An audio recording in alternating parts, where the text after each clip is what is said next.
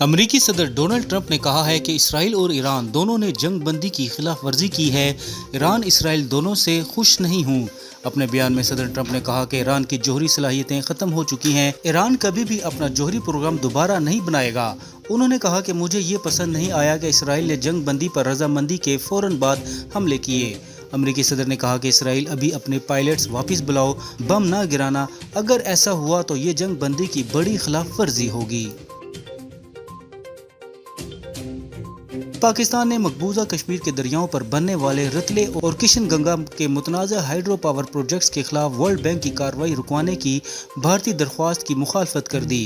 بھارتی میڈیا کے مطابق بھارت نے ورلڈ بینک ثالث مائیکل لینو کو خط لکھ کر کہا کہ بھارت سندھ طاس معاہدہ معطل کر چکا ہے، اس لیے رتلے اور Kishanganga hydro power projects پر بھارت کے خلاف ورلڈ بینک کی کارروائی روک دی جائے۔ جنوبی وزیرستان میں سیکورٹی فورسز کی کارروائی میں بھارت کی سرپرستی میں سرگرم 11 خوارج مارے گئے۔ پاک فوج کے شعبہ تعلقات عامہ ISPR کے مطابق جنوبی وزیرستان کے علاقے سروغا میں خفیہ اطلاعات پر سیکورٹی فورسز نے آپریشن کیا۔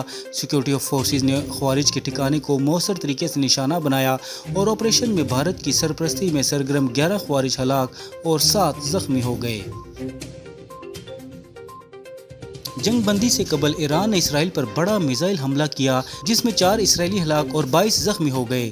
اسرائیلی میڈیا کے مطابق ایران نے منگل کی صبح جنگ بندی سے قبل متعدد میزائل فائر کیے جن میں 6 بیلسٹک میزائل بھی شامل تھے۔ اسرائیلی حکام کے مطابق ایرانی حملے میں 4 افراد ہلاک اور کم از کم 22 زخمی ہوئے۔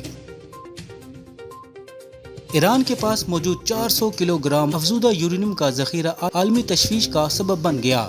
بین الاقوامی میڈیا نے انٹرنیشنل اٹامک انرجی IAEA کی رپورٹ کا حوالہ دیتے ہوئے بتایا کہ رواں سال مئی تک ایران کے پاس 408.6 کلو گرام یورینیم موجود تھا۔ رپورٹ کے مطابق ایران کے پاس اس وقت 60% افزودہ یورینیم ہے، جبکہ 90% افزودہ یورینیم 10 جوہری ہتھیار بنانے کے لیے کافی ہے۔